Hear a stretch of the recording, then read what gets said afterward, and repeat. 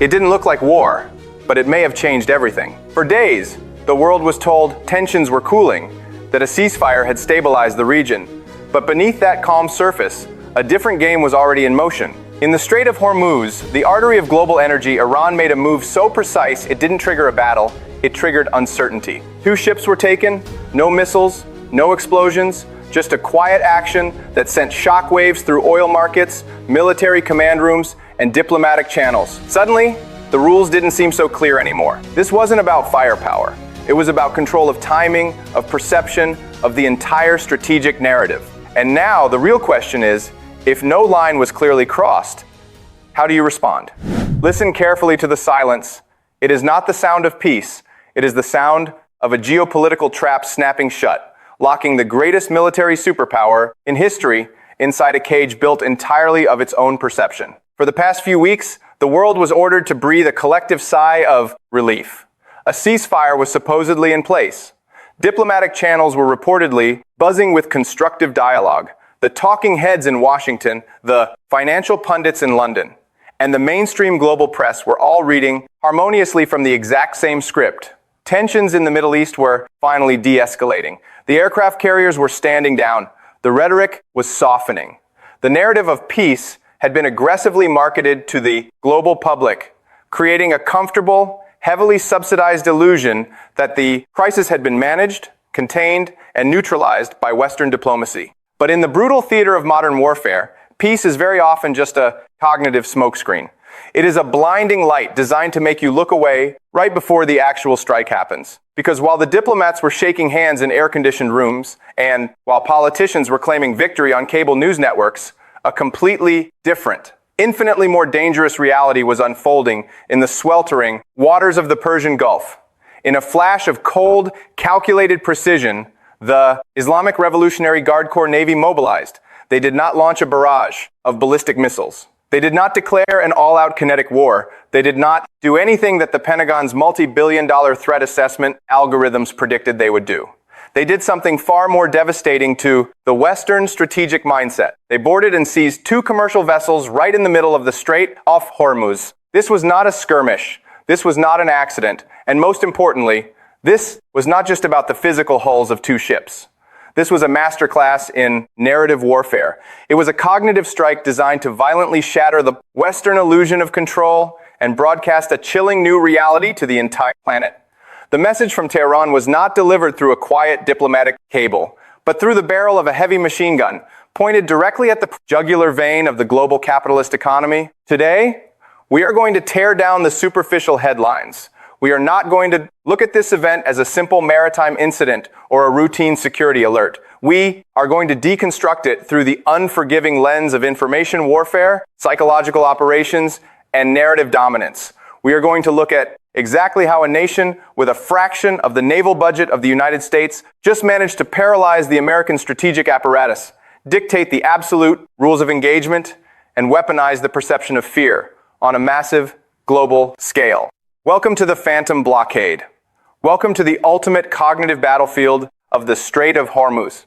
To truly understand the sheer audacity of this Iranian move, you first have to understand the stage upon which this psychological play is being performed. The Strait of Hormuz is not just a body of water. It is not just geography. It is the central nervous system of global energy markets. It is a narrow, fragile choke point, barely 21 miles wide at its narrowest point, through which roughly 20% of the world's oil supply flows every single day. It is the geopolitical equivalent of a loaded gun pressed against the temple of the global economy. For decades, the United States Navy has patrolled these waters, projecting a narrative of absolute, unquestionable supremacy. The American promise to the world, and specifically to its vulnerable oil-producing allies in the Middle East, was simple and absolute. We guarantee the freedom of navigation. We are the ultimate, undisputed guarantors of the rules-based international order. We own the oceans, and we decide what moves on them. That was the narrative. That was the foundational myth of American power and deterrence in the region. And in one single afternoon, without sinking a single American destroyer, without firing a single missile at a military target, Iran shattered that myth into a million unrecoverable pieces. They did it while a ceasefire was actively in place. This detail is not a footnote. It is absolutely crucial to understanding the psychological warfare at play. When a ceasefire is declared, the cognitive expectation of the general public, the financial markets, and the military command structure is that the shooting stops. The expectation is that the status quo is frozen in place, protected by the invisible shield of international agreement. By striking during this exact window of perceived safety, Iran completely short-circuited the Western decision-making cycle. They broke the mental model of their adversaries. They proved that they are not bound by Western timelines or Western definitions of conflict. Let us look very closely at the visuals of this operation. Visuals are the ultimate ammunition in a narrative war. What did the world actually see? The world did not see a massive Iranian naval fleet engaging in a traditional, symmetrical naval battle.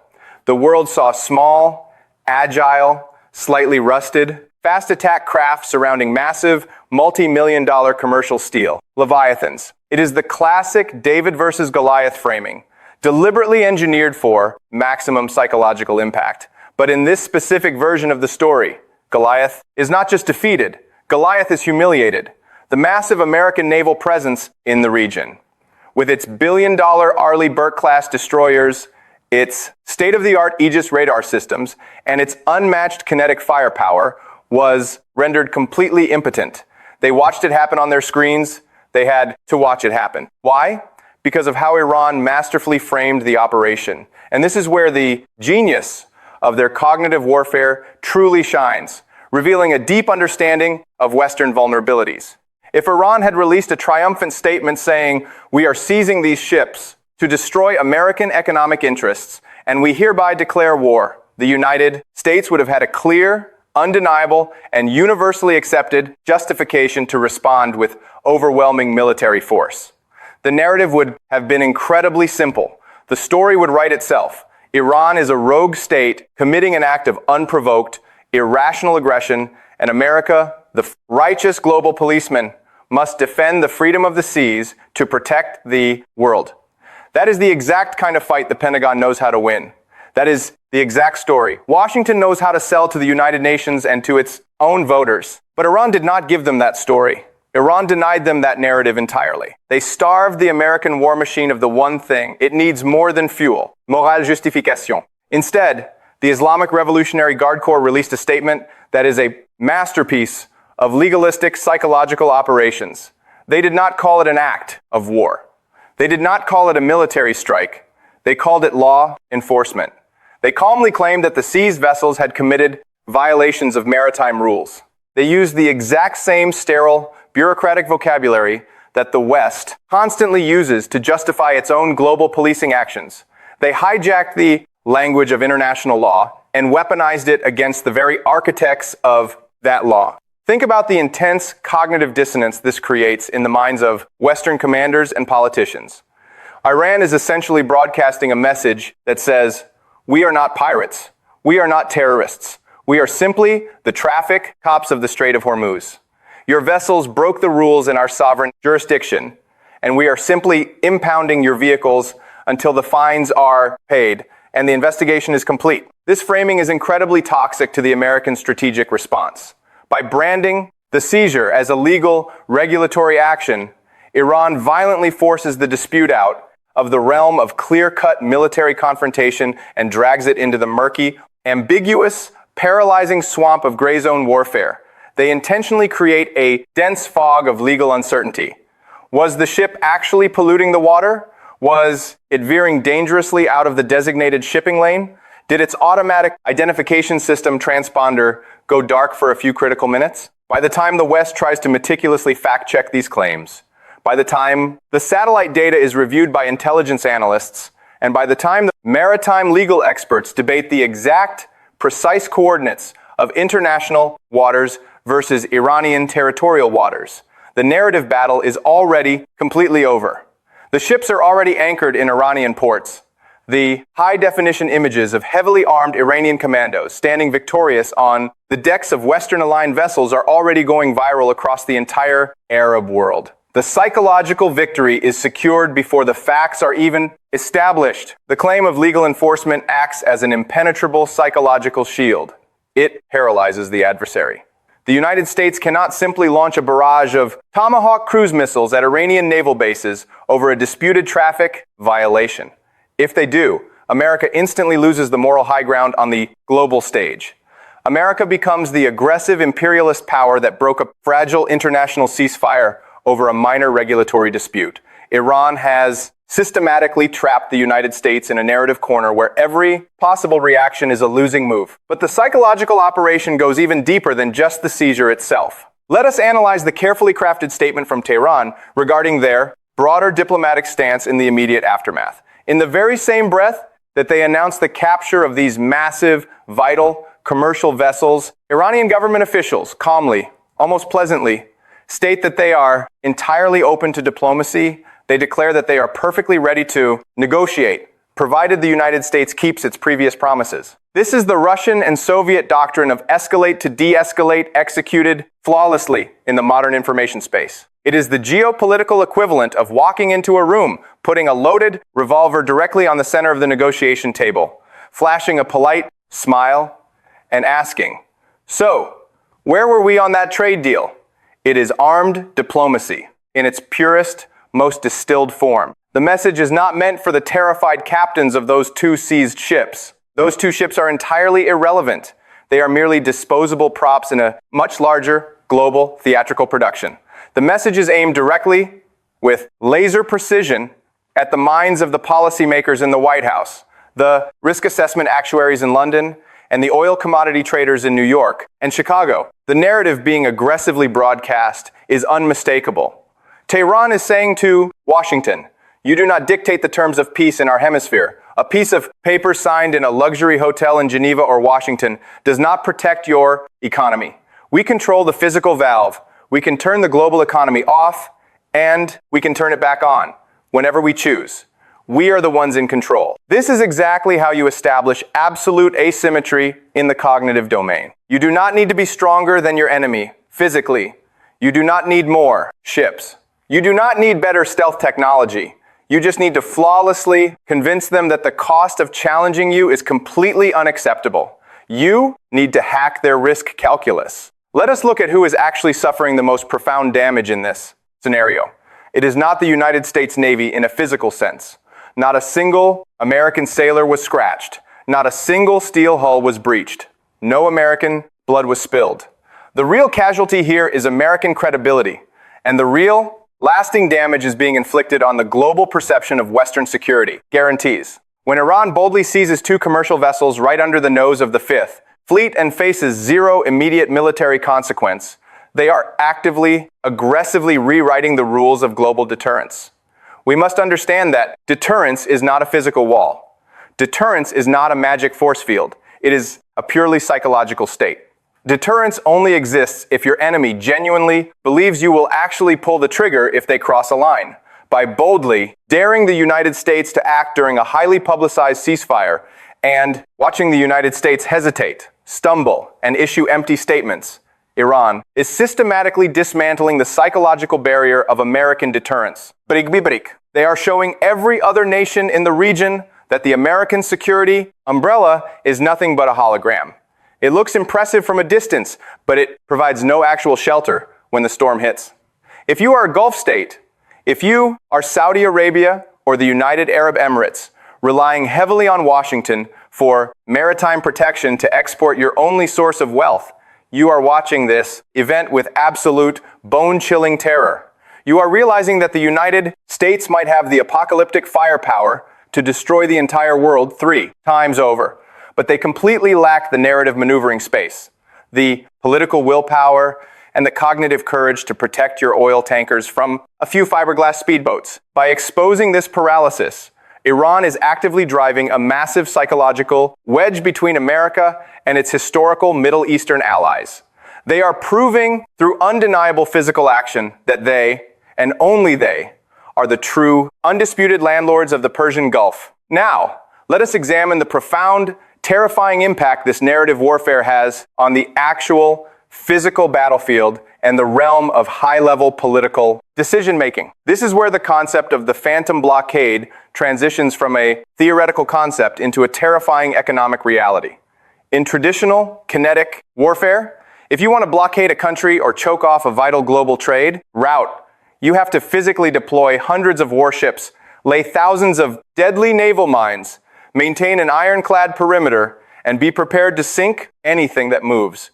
It requires massive, unsustainable resources and practically invites immediate, catastrophic international retaliation. It is a blunt instrument of war. But cognitive warfare allows Iran to achieve the exact same catastrophic economic impact without deploying a massive fleet and without firing a shot. They do not need to physically close the Strait of Hormuz to choke the Western world.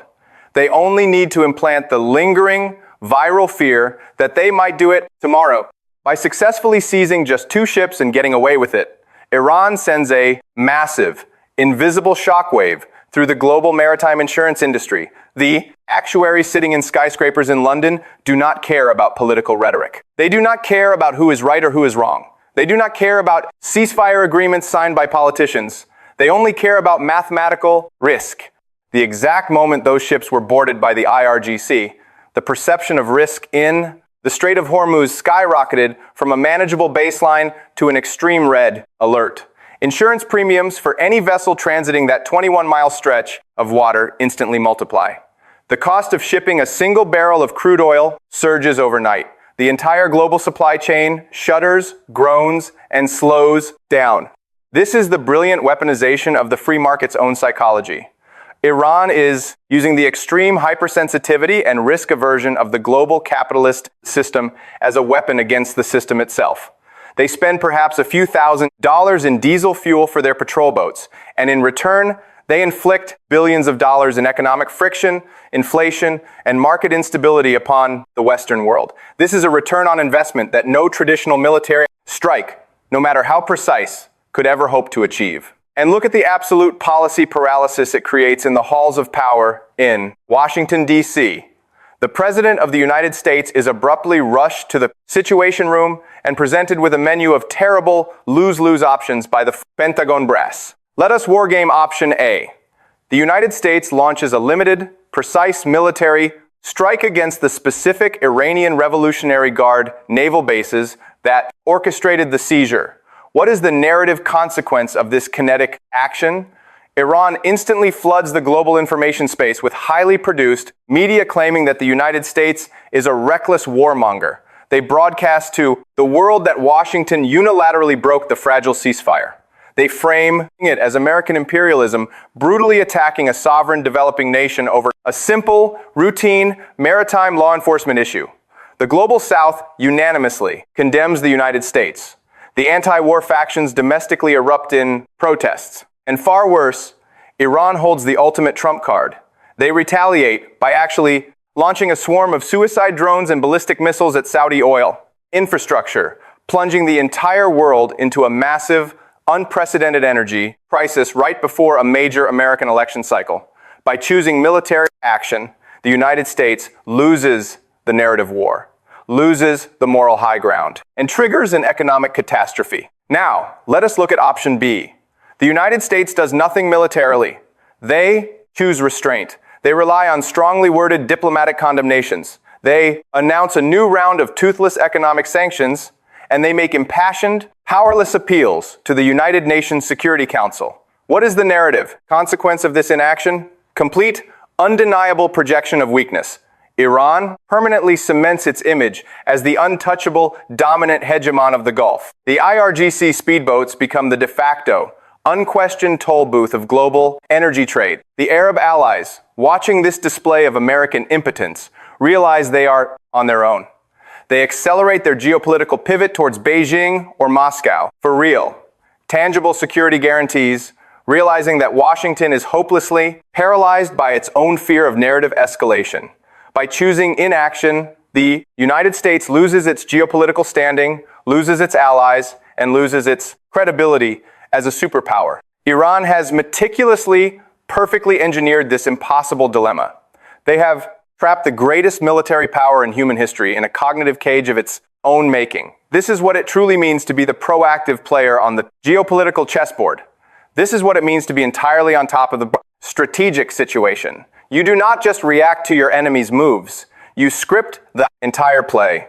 You build the stage. you direct the lighting, and you force your heavily armed enemy to dutifully read the exact lines you wrote for them. So, where does this incredibly dangerous narrative battlefield go from here? What are the escalation scenarios when the weapon of choice is not high, explosives, but human perception? We must look at the immediate future strictly through the lens of psychological exploitation. Here are the most probable scenarios that Iran will ruthlessly deploy to maximize their narrative dominance over the West. The first scenario is the perfection of what we call the diplomatic hostage, reality. Right now, at this very moment, Iran physically holds two massive commercial vessels and their multinational crews. In the physical, literal world, these are just large pieces of floating steel. But in the cognitive world, in the realm of narrative warfare, they are extreme high-value bargaining chips. Iran will not simply hold them forever. That serves no purpose. They will patiently wait for the perfect moment of maximum leverage. Perhaps it is during a highly sensitive, closed-door negotiation over releasing billions of dollars in frozen Iranian assets sitting in a South Korean or European bank. Perhaps it is during a critical summit regarding the lifting of crippling international sanctions. When the timing provides maximum dramatic effect, Iran will suddenly offer to release the ships. But they will absolutely not frame it as a surrender. They will not apologize. They will brilliantly frame the release as a grand humanitarian gesture. They will paint themselves as the reasonable, mature, diplomatic adults in the room. They will frame it as an act of immense diplomatic goodwill. They will demand a massive, tangible concession from the West, perhaps the immediate unfreezing of $10 billion in exchange for simply stopping an illegal act of maritime kidnapping that they committed in the first place. And the most disturbing, tragic part of this scenario, the West will almost certainly agree. The Western media infrastructure will blindly celebrate the release of the crews as a massive diplomatic breakthrough. Western politicians will step up to podiums and claim political credit for bringing the innocent sailors home. But underneath the surface, in the brutal, unforgiving calculus of narrative warfare, Iran will have successfully laundered an act of blatant maritime piracy into legitimate, highly profitable diplomatic capital. They will have forced the West to pay them a massive ransom, all disguised neatly as a sophisticated geopolitical agreement. Iran wins the narrative, they win the optics, and they win the physical prize of the frozen funds. The second scenario, which is arguably far more dangerous to global stability, is the permanent institutionalization of the phantom blockade. Having conclusively proven that the West will not respond militarily to the seizure of two ships during a ceasefire, Iran has effectively established a terrifying new baseline of acceptable behavior. They have normalized the abnormal. They have pushed the red line so far back that it is practically invisible. Moving forward, Iran realizes they do not even need to go through the trouble of actually boarding and seizing ships every week. They simply need to maintain the agonizing threat of doing so. They will periodically release high-definition, heavily edited drone footage of their attack craft, aggressively shadowing Western oil tankers. They will broadcast menacing, authoritative radio warnings over open international frequencies, loudly demanding vessels alter their course to comply with arbitrary Iranian regulations.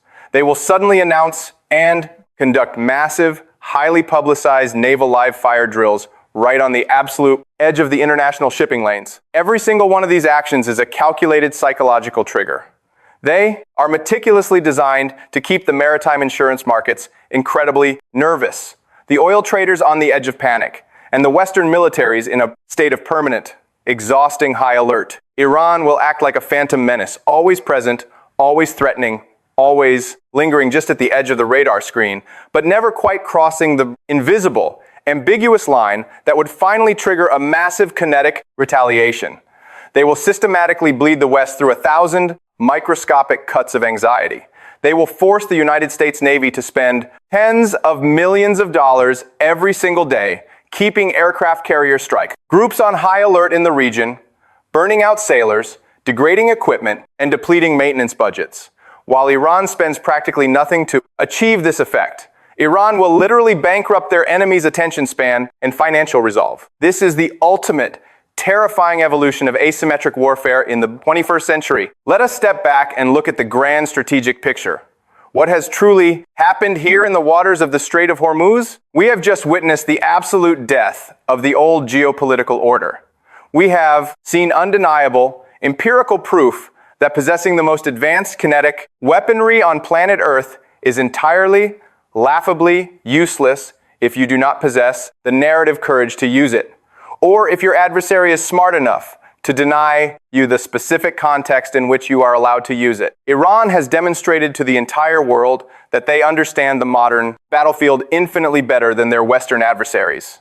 They understand that in a hyper-connected, hyper-financialized, entirely perception-driven world, the illusion of security is far more fragile and far more economically valuable than physical security itself. They have realized that you do not need to defeat the American military on the water. You only need to defeat the American narrative in the mind by acting boldly, decisively, and unexpectedly during a supposed ceasefire, by brilliantly framing their blatant aggression as routine law enforcement, and by holding the entire global economy hostage without firing a single kinetic missile. Tehran has positioned itself as the undisputed master of the gray zone. They are the spider sitting comfortably, patiently, in the dead center of the web.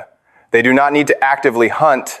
They just need to wait for a massive commercial ship to brush against a tiny thread, and then they alone decide whether to ignore it or whether to make the entire global web shake with fear. The ceasefire was an illusion sold to the public. The absolute safety of international shipping lanes is a comforting myth. The United States Navy, once the unquestioned master of the seas, has been temporarily reduced to the role of an anxious spectator in its own theater of operations. As you watch the mainstream news in the coming days and weeks, do not be fooled by the polished diplomatic rhetoric. Do not listen to the politicians standing at podiums claiming that the situation is being managed, that deterrence is strong, and that everything is under control. Instead, pay attention to the marine insurance rates in London. Pay attention to the subtle spikes in the price of crude oil. And above all, remember the image of those silent, rusted speedboats circling the steel giants of Western commerce. In the modern era of cognitive warfare, the nation that writes the story controls the world. And right now, in the tense, volatile waters of the Middle East, the script is being written entirely in Tehran. The psychological trap is set. The phantom blockade is fully active, and the West has absolutely no idea how to break the spell.